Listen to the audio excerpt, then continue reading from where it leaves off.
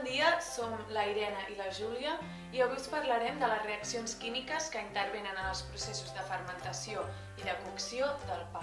Els ingredients que farem servir seran farina, sal comuna, aigua i llevat fresc, que conté el fong Saccharomyces cerevisiae. Ja hem amassat tots els ingredients i ara deixarem que el pa fermenti. Explicarem el que passarà durant aquesta estona. Primer es produeix la glucòlisi de la glucosa i s'originen dues molècules de piruvat. En aquest procés també s'allibera ATP. Llavors el piruvat es descarboxila, alliberant-se així CO2 i passa a acetaldehid, que es redueix mitjançant NADH i protons hidrogen que s'han generat prèviament en la glucòlisi. I finalment es forma etanol. Llavors, el CO2 que s'ha format es difon per la massa i forma petites bombolles, que és el que farà que la massa del pa s'infli tant durant la fermentació com després en la cocció.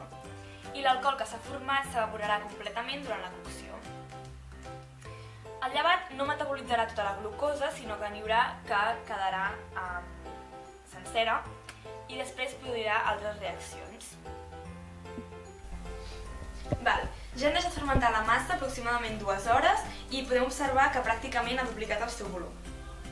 Ara ficarem el pa al forn i s'escalfarà de manera que el midó es començarà a gelatinitzar. El midó és insoluble en aigua, però el fet de que s'escalfi fa que pugui absorbir aigua de manera que la massa quedi més compacta i viscosa.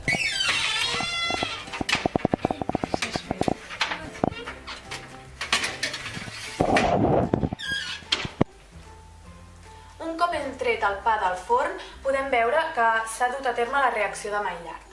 Aquesta bàsicament és un conjunt complex de reaccions químiques que es produeixen entre les proteïnes i els sucres reductors que es creen en escalfar els aliments. En el cas del pa, aquesta reacció el que fa és donar aroma i color a la crosta.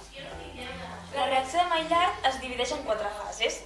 En la primera es produeix la unió entre els aminoàcids i els sucres reductors, en l'anomenada reestructuració de Madori. En la segona, els sucres es deshidraten i formen compostos reductors que facilitaran la formació de pigments.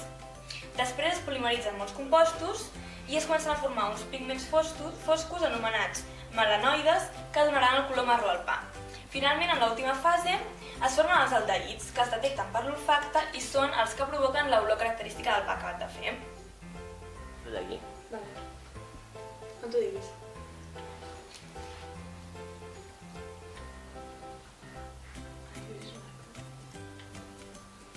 Has veu bé?